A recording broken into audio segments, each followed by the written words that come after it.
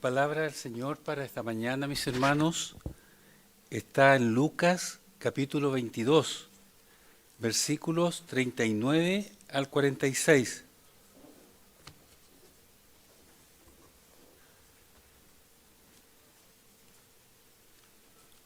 Dice así: salió y se fue como solía al monte de los olivos, y sus discípulos lo siguieron.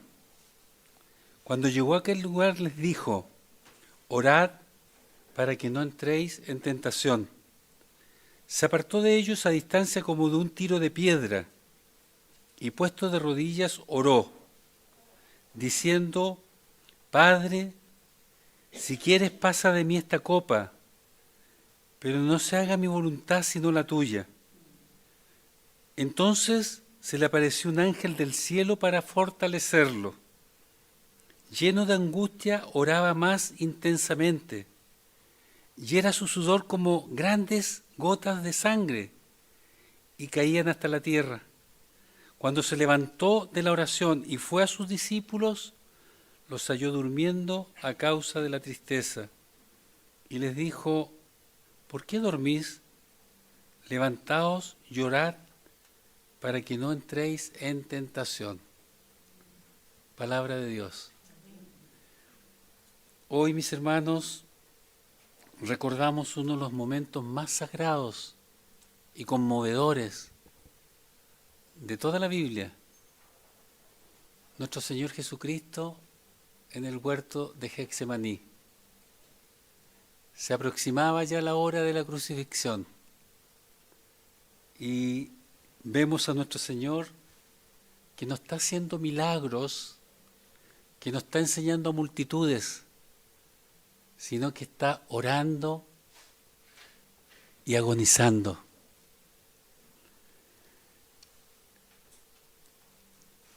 En este pasaje Él nos muestra toda su humanidad, que para nosotros sigue siendo incomprensible, ¿verdad? ¿Cómo podía ser Dios y hombre a la vez? Pero aquí muestra su humanidad, y nosotros lo vemos multiplicando los panes y los peces, lo vemos deteniendo la tempestad, lo vemos caminando sobre las aguas, resucitando muertos, sanando enfermos. Era Dios, pero también hombre. Y aquí nos muestra su humanidad y su perfecta obediencia como ser humano a nuestro Dios.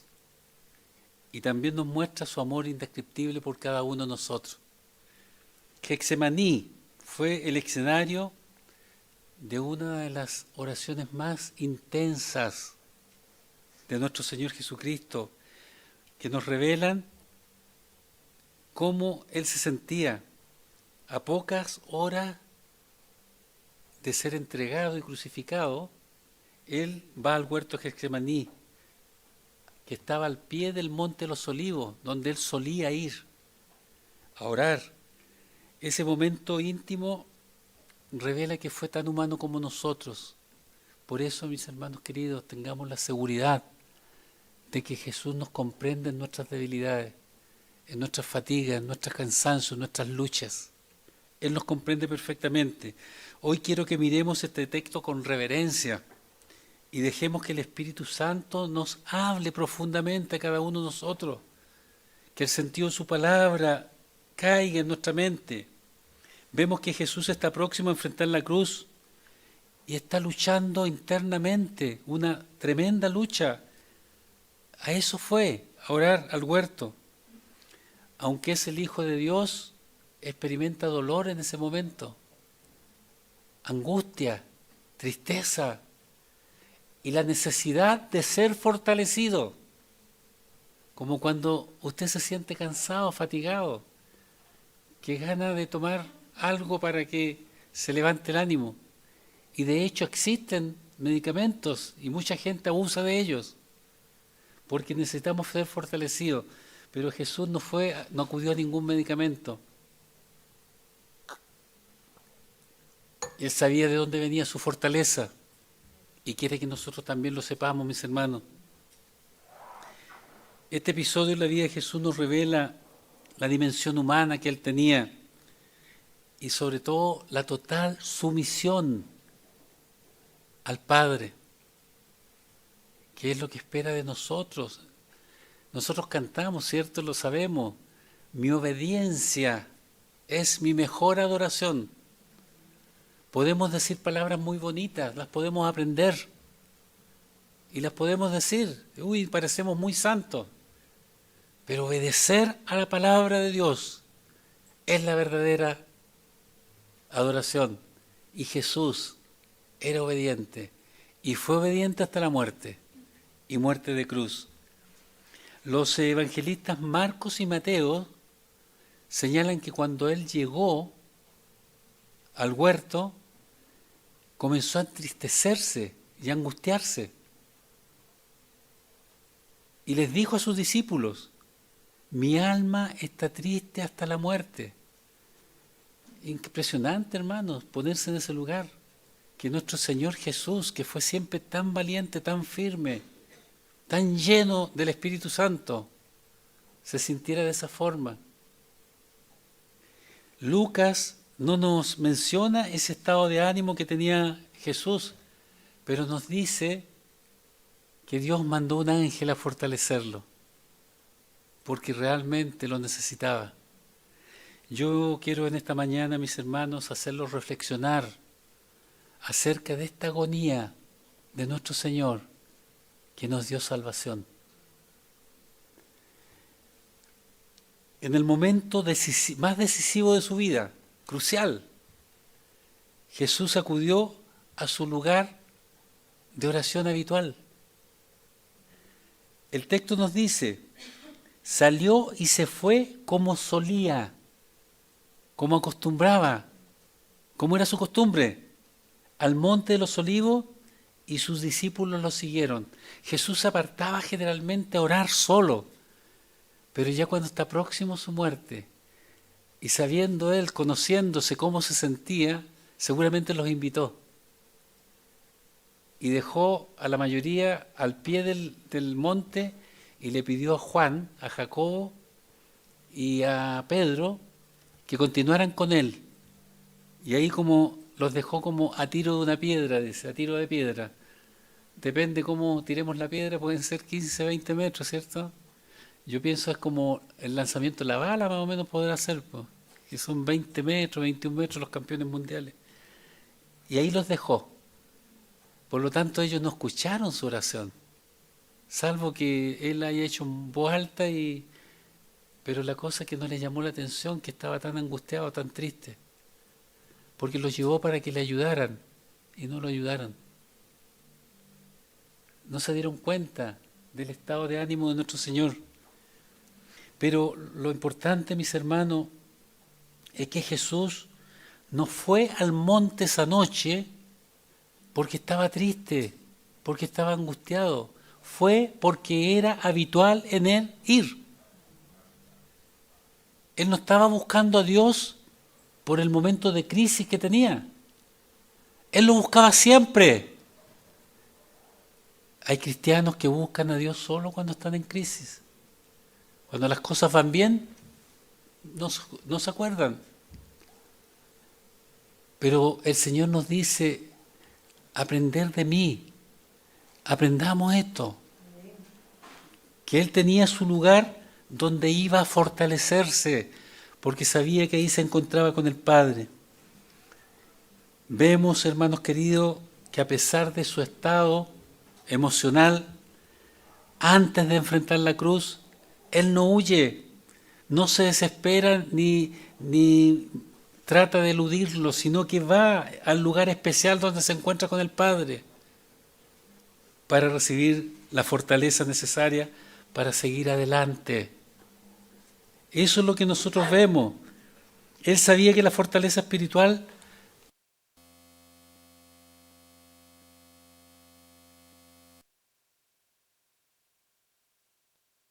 que velen para que no entren en tentación. La fortaleza de Dios la recibimos en la oración, mis hermanos. Y eso nosotros debemos aprender también de este momento culminante en la vida de Jesús. Por eso yo te pregunto, ¿tú tienes un lugar especial, una hora determinada? Nos gozamos en Dios. Ven. Qué bueno, por lo menos alguien lo tiene. Pero debiéramos todos buscar eso, hermanos queridos. Así como Jesús tenía su monte de los olivos, nosotros debiéramos tener o su Getsemaní. Los más nuevos, no sé, pues no saben que nosotros tenemos aquí un Getsemaní. Y yo digo, con todo el respeto que me merecen todos, que si yo tuviera que guardar rápidamente $10,000, los guardo en el Getsemaní, porque es el lugar más seguro, porque ninguno va ahí. No he visto a nadie que entre. Pero nosotros tenemos que buscar, mi hermano. Ese lugar puede ser en su propia casa, si no tiene que ser lejos, en su habitación, en su patio, o tal vez en un parque que esté cercano. Pero sería bueno encontrar un lugar. Y si no lo hacen, si alguno no ora, yo le digo así como el autor de Eclesiastés le dice a los jóvenes y los exhorta, le dice: acuérdense, jóvenes, de su Creador en los días de su juventud, antes que lo lamenten, porque van a venir y llegar días malos, donde habrá desazón, donde habrá amargura, y no sabrán dónde acudir. Nosotros acudimos a Dios cuando viene eso y lo soportamos bien. Pero si no han buscado a su Creador, van a encontrarse solos. Así yo les digo, si no están orando, no esperen los días malos para aprender a orar. Háganlo ya. Háganlo ya. Es necesario hacerlo, mis hermanos. En la oración nosotros encontramos fortaleza, en la oración encontramos sabiduría, en la oración encontramos dirección de parte de Dios para nuestras vidas. Es una realidad que nadie puede negar. Y la oración nos prepara para esa batalla que tenemos que enfrentar a diario contra las corrientes del mundo, que pareciera que nos quieren arrinconar con cosas que nosotros sabemos que Dios las abomina. También luchamos contra las acechanzas de Satanás, que no se cansa de tratar de hacernos caer. La oración, ahí nos fortalecemos. Jesús vemos que tenía el hábito de orar. Él oraba en todo tiempo. Oró al principio de su ministerio. Y caramba, qué manera de orar, ¿no? 40 días. Tremendo ayuno. 40 días.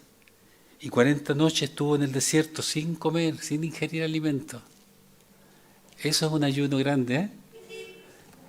Yo no sé de dónde han sacado algunos hermanos de otras congregaciones, aquí algunos también yo los corregía, que hablaban del medio ayuno. ¿Han escuchado eso? Hacer medio ayuno, o sea, solo hasta la hora del almuerzo, o sea, solo saltarse el desayuno. Pero si hay algunos que no sin hacer ayuno se lo saltan, porque duermen hasta las 12 del día y después almuerzan. ¿O se estarían refiriendo al medio ayuno que hizo Jesús? Medio ayuno, ¿eh? 40 días. Pero tenemos que orar, hermanos. ¿Saben ustedes que nosotros mismos notamos la diferencia cuando estamos orando y cuando dejamos de orar? Y lo peor, que los demás se dan cuenta cuando oramos y cuando no oramos. ¿Sí? Si ustedes no tienen que decirlo. No tienen, porque se nota. Pero Dios no quiere eso. Dios quiere que ese hábito que tenía Jesús de orar, nosotros también lo podamos tener.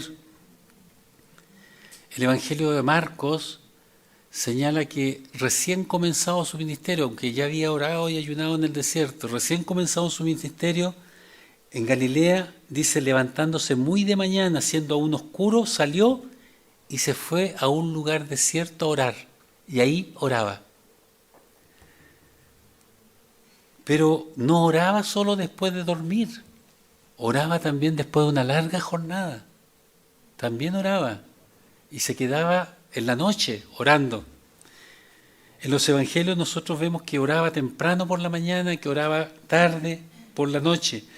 Lucas mismo en el capítulo 6 nos dice que antes de escoger a los 12 apóstoles, de entre todos los discípulos que ya le seguían, se fue al monte a orar y pasó la noche en oración. Toda la noche. O sea, Jesús consideraba que era sumamente importante, antes de tomar una decisión, consultarla con el Padre, buscar la dirección de Dios. Y nosotros tenemos que hacer eso también, hermanos. Sobre todo las decisiones que son trascendentes para ti, alguna decisión importante que va a marcar, para bien o para mal, tu vida, la vida de los tuyos, tal vez tus bienes, tus finanzas. Hay que consultar al Señor, orar. Así lo hacía Jesús, si era el Hijo de Dios, ¿cuánto más nosotros necesitamos? Consultarle. No tomar decisiones apresuradas como solemos hacer, o decisiones que se toman solo emocionalmente. Jesús oraba mucho y nosotros debemos hacerlo. El monte de los olivos, podríamos decir, simboliza un lugar especial para encontrarse con Dios. Nosotros no necesitamos ir literalmente a un monte, hermano. Lo podemos hacer en un lugar acogedor para nosotros, pero debemos hacerlo. Se puede orar en todas partes. El Señor oraba en el desierto, oraba en las casas, también oraba en la casa de Pedro, oraba frente a las multitudes, oraba en el monte, en el jardín de Getsemaní, oraba en distintos lugares. También lo podemos hacer, pero es bueno tener un lugar especial, porque cuando nos sentimos bajo presión, cuando sentimos una carga especial, cuando estamos tristes o también con enojo, hermanos, si también nos enojamos por situaciones que ocurren, estamos enrabiados, también es bueno, y ahí encontramos la calma, ahí encontramos la fortaleza, ahí encontramos esa paz interior que buscamos, porque el Señor sabe que ese lugar para nosotros es especial y Él lo santifica con su poder. Sí, Dios santifica cualquier lugar. Cuando llamó a Moisés, lo llamó en un monte, él estaba con sus ovejas, una llanura, un lugar de la naturaleza. Y cuando le habló, le dijo: quítate tus sandalias, porque el lugar que pisas es santo. Santificamos el lugar donde habitualmente oramos, hermanos. Jesús buscaba la tranquilidad, la paz, la lejanía del ruido, que no hayan interrupciones. Por eso conversábamos en la vigilia, que los hermanos desde el primer siglo comenzaron a hacer las vigilias buscando justamente que no hubieran interrupciones, que no hubiera ruido. Además que ellos lo hacían porque estaban siendo perseguidos. La oración para Jesús no era el último recurso, era el primero. Él iba al monte para estar con Dios y conversaba mucho con Él, porque era un lugar apartado de los demás, nadie lo interrumpía. Aunque los apóstoles igual ya sabían dónde iba y lo interrumpían a veces, lo iban a buscar. Maestro, todos te necesitamos. ¿Qué estás haciendo aquí todavía? Y por eso, sabiendo él eso, se alejaba incluso a sus discípulos de las multitudes, descansaba un poco de su ministerio, que era arduo, para orar. El pastor Charles Stanley, me parece que a él le escuché, que decía que Satanás, si te ve a ti preparando una actividad para la iglesia, incluso si te ve leyendo la Biblia, preparando un estudio, ni se inmuta. Pero cuando te ve de rodillas, ahí sí que se inquieta. Porque en la oración hay poder. Porque en la oración viene Dios mismo a estar con nosotros. Y cuando Dios está con nosotros, Él sabe que no tiene ninguna posibilidad de entrar en nuestras vidas. Por eso el Señor les dice, velad y orad, para que no entréis en tentación, para que seamos resistentes a las acechanzas del enemigo. Sí, hermanos queridos, Jesús eligió el monte y ese lugar por lo mismo, para estar en paz y tranquilidad con su Dios. Y bueno, pidió ayuda a sus compañeros, a sus discípulos, y no se la dieron. Eso no significa que hayan sido mala gente, no. Lucas dice que por su tristeza estaban cansados y fatigados. Claro, Lucas es comprensivo con ellos y nuestro Señor también fue comprensivo porque no los amonestó. Y nosotros también tenemos a los hermanos que podemos acudir a ellos, pero de repente a lo mejor nos fallan como fallaron ellos al Señor. ¿Y qué significa eso, mis hermanos? También tiene un significado, que hay batallas que tenemos que enfrentar solos. Hay batallas donde no va a recibir ayuda de otros hermanos, pero sí de su Dios. Por eso que tiene que fortalecerse en Dios, por eso que tiene que tener esa intimidad, por eso que tiene que tener la capacidad de poder comunicarse con Él en todo momento. También he escuchado a alguien que dijo que las oraciones de algunos hermanos no pasan del cielo, del techo del templo. Tratemos de que nuestras oraciones sean mucho mejores que eso y que tengamos la capacidad de entrar al lugar santísimo donde se encuentra nuestro Dios, donde se encuentra también nuestro sumo sacerdote que es Jesús. Nosotros vemos que Jesús iba, como solía hacerlo, dice, al monte y en su hora más oscura no dejó de hacerlo. No cambió su rutina, sino que también fue allá y mostró su gracia a sus discípulos, porque no los amonestó. Jesús vemos que ora en medio de su agonía. Sí, yo les he dicho tanto a ustedes que la Biblia no exagera. No es como un libro humano que de repente quieren poner bien al protagonista o algún héroe que ellos están hablando y hasta lo ensalzan en demasía. Hasta se convierten en mitos muchas cosas que inventan. A veces son tantas las cosas que inventan de un personaje que uno dice, bueno, ¿y cuántos años vivió este para tener todos estos episodios? Pues son muchos, pero la Biblia no. Si nos dice que el Señor estaba angustiado hasta la muerte es porque lo estaba, tremendamente. Y Él le dice, Padre, si quieres, pasa de mí esta copa, pero no se haga mi voluntad sino la tuya. Los evangelios de Mateo y Marcos señalan que Jesús hizo esta oración 3 veces, porque estaba realmente afligido. Esta oración revela la tensión entre el deseo humano de no sufrir y la entrega absoluta a la voluntad de Dios. Y en esa lucha, en esa tensión, venció el querer hacer la voluntad de Dios antes de evitar el sufrimiento. Permita que el Señor nos haga entender eso, hermano. Es mejor hacer la voluntad del Señor, aunque estemos cansados, que dormir la siesta, si el Señor nos está demandando algo. Es mejor. Eso es lo que nos enseña. Él quería evitar el sufrimiento, pero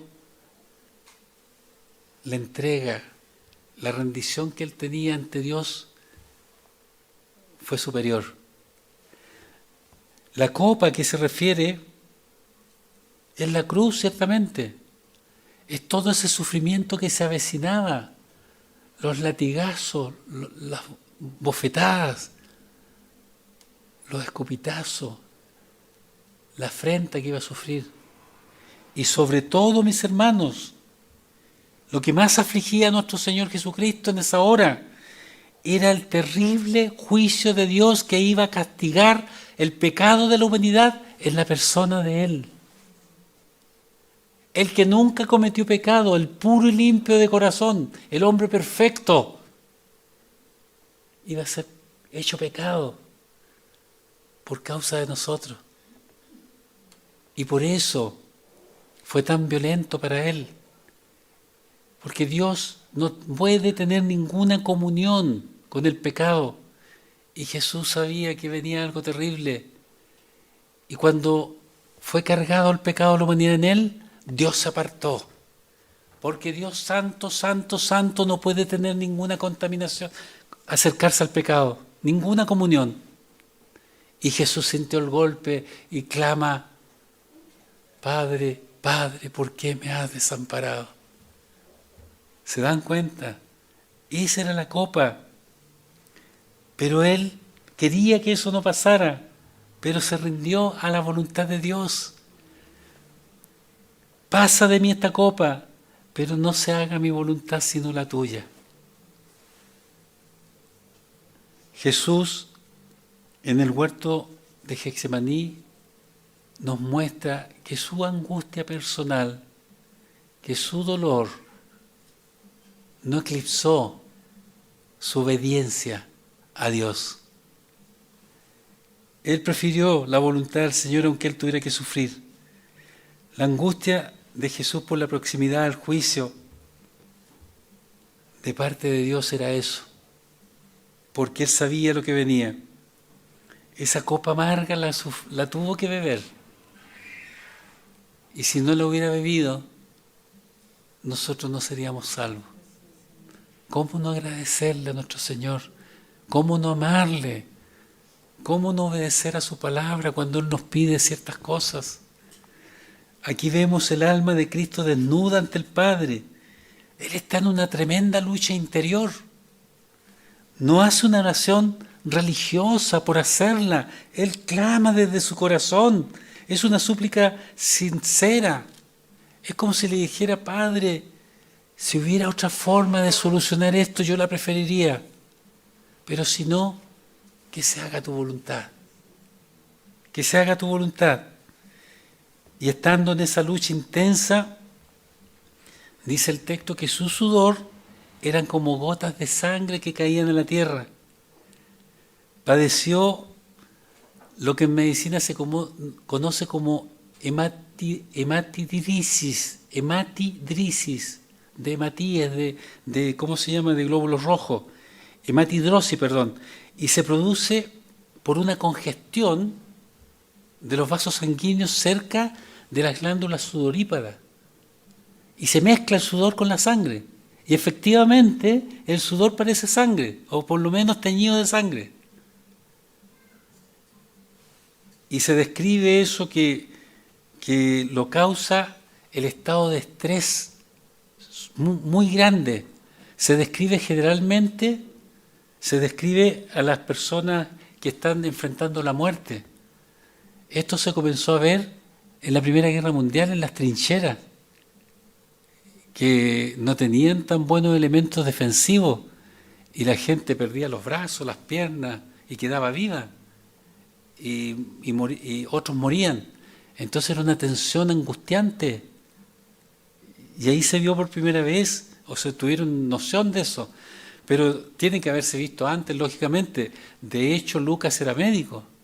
Tal vez por eso él se preocupó, el único que dice esto, que sus sudores eran como gotas de sangre. Pero aún estando en ese estado emocional quebrantado, Jesús se rinde a Dios y hace su voluntad. Sí, hermanos queridos, Dios no quitó la copa, pero mandó un ángel a fortalecerlo. Eso es lo que hace Dios. No siempre va a ser un lado lo que usted le está pidiendo con fervor, pero tenga la seguridad que le va a fortalecer, que le va a ayudar a sobrepasar. Jesús lo experimentó. Él fue traicionado, negado, desamparado por las masas que le seguían, azotado por los soldados, le pusieron hasta una corona de espinas, o sea, mucho, mucho dolor. Las burlas fueron crueles y ninguno de sus discípulos estaba con él en ese momento. Eso era lo que él sabía que se avecinaba y por eso que su alma estaba triste y angustiada. Sabía que iba a estar solo frente a sus adversarios. Sus discípulos, algunos lo miraban de lejos, porque todos huyeron cuando lo arrestaron. Nadie lo acompañó, solo Dios, que envió un ángel a fortalecerlo. Es algo que debemos entender, mis hermanos. Dios no siempre va a quitar el problema, el dolor, la aflicción, pero siempre nos va a fortalecer. Siempre nos va a fortalecer. Esa seguridad debemos tener, porque muchas veces Él sabe que no conviene, porque Dios tiene un propósito universal y un propósito particular para cada uno de nosotros. Y no se va a cumplir el propósito que Él tiene para tu vida si tú no pasas por ciertas dificultades. El apóstol Pedro dice que es solo un poco de tiempo, solo un poco de tiempo. No vamos a quedar permanentemente, porque Dios no deja caído para siempre al justo.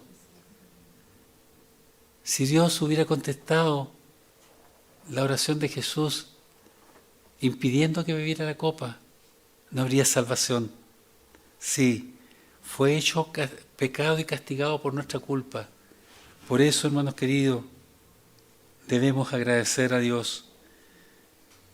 Yo creo que para todos nosotros resulta poco comprensible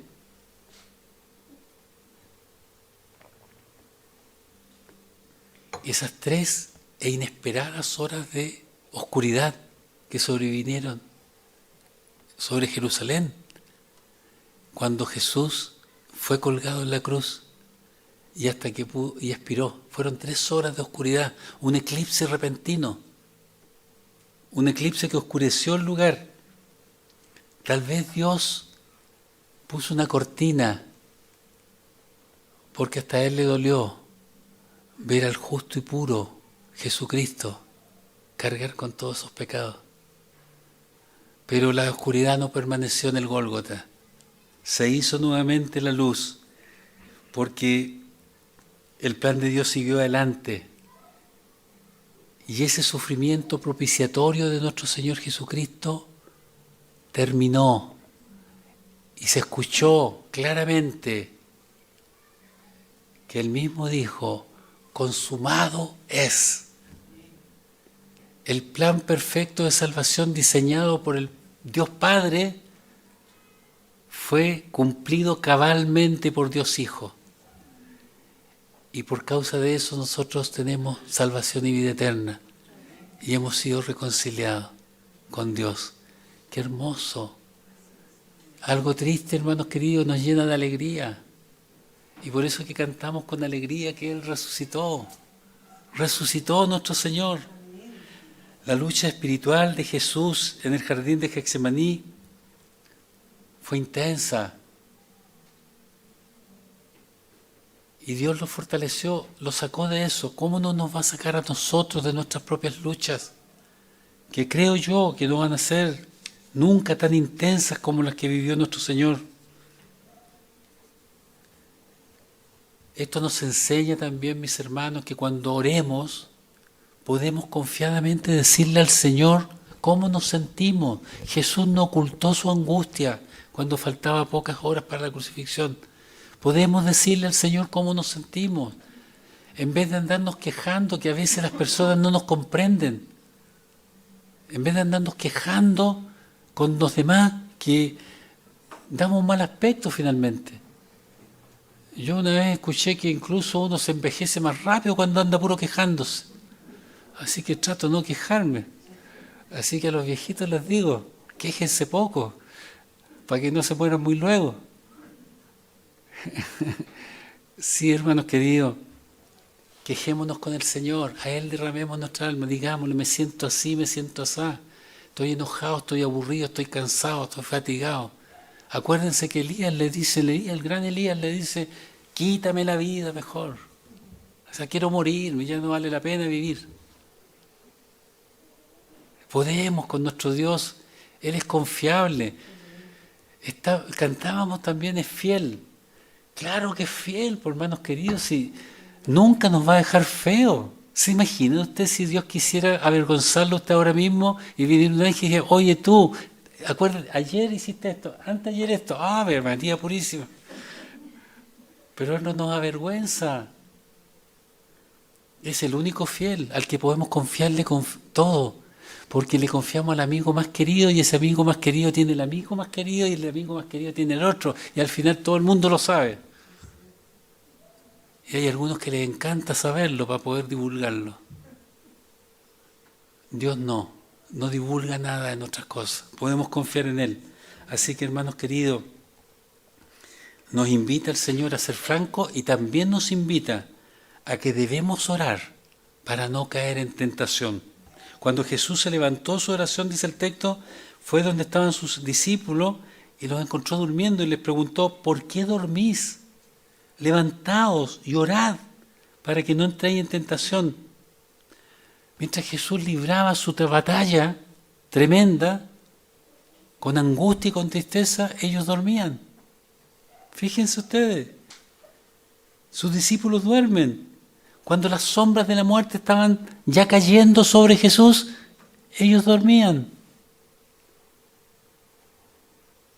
Esto también, mis hermanos, debe hacernos meditar que no nos pase lo mismo. Aunque estemos agotados, tenemos que velar. No debemos distraernos. No estemos dormidos espiritualmente, a eso se refiere. No durmamos espiritualmente. Estemos velando, estemos preocupados. Tengamos cuidado que el enemigo anda como león rugiente. Y si oramos nosotros, vamos a estar firmes frente a la tentación. Los que no oran son los que caen. Pero la oración nos mantiene firmes ante la atracción del pecado. Sí, hermanos queridos, es así. La oración nos fortalece física, emocional, espiritualmente. Fortalece nuestra mente, nuestros pensamientos. Nos libra de la tentación. Nos libra también del dolor que nos puede provocar algo. Así que yo te digo, hermano, que cada uno debe preguntarse, ¿cómo estoy yo? ¿Estoy dormido o estoy despierto espiritualmente? ¿Estoy velando o estoy durmiendo? La tentación no se vence con buenas intenciones. ¿Cuántas personas? No voy a hacerlo más. Y lo vuelven a hacer. Pero si usted ora, el Señor es capaz de vencer esa tentación. Y usted va a sentirse libre. Así que cuando Jesús les dice, ¿por qué duermen? Levántense y oren. Nos dice también a nosotros eso, para que no caigamos en tentación. Nos recuerda la importancia de la oración para resistir toda tentación, toda acechanza.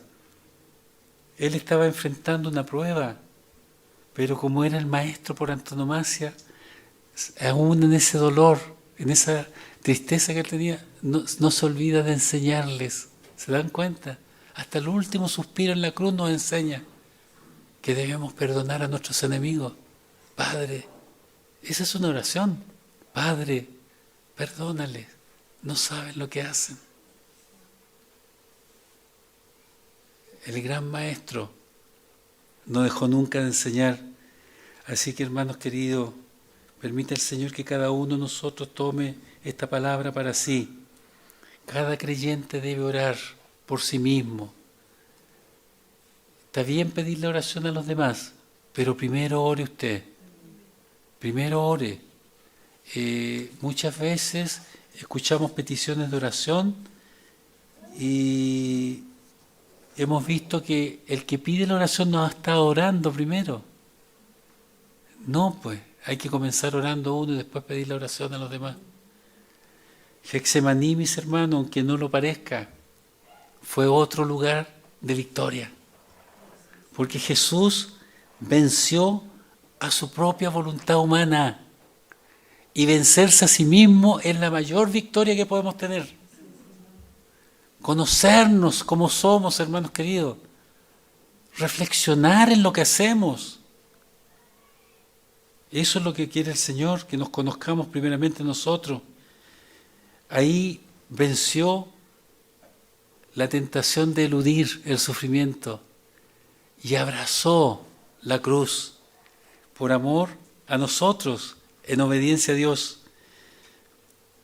Jesús hoy sigue buscando discípulos que no duerman, sino que velen, que oren, que no huyan, que no se rindan frente a las batallas, que enfrenten con valentía al enemigo. Eso quiere. Que no vivan para sí mismos, discípulos que no vivan para cumplir su propia voluntad, sino que puedan decirle al Señor: no se haga mi voluntad, sino la tuya. Si estás en un momento de crisis, mi hermano querido, acude al trono de la gracia con toda confianza. Ojalá que veas tú tu propio Getsemaní, que es un lugar donde tú lo quieras hacer, y que ahí sea tu refugio en los momentos de mayor tensión. Si has estado durmiendo espiritualmente, ya es hora que despiertes. Si hoy quieres rendir tu voluntad al Padre, sigue el ejemplo de Jesús. Hoy es el día para orar y no para dormir, para enfrentar con valentía tus luchas y no huir de ellas. Es el tiempo de confiar y no de temer. Así que el llamado a mis hermanos de esta mañana de la palabra es que nuestra comunión con el Padre sea de absoluta confianza. Nos recuerda que debemos enfrentar nuestras pruebas con oración, que en esos momentos Jesús acudió al Padre y le respondió: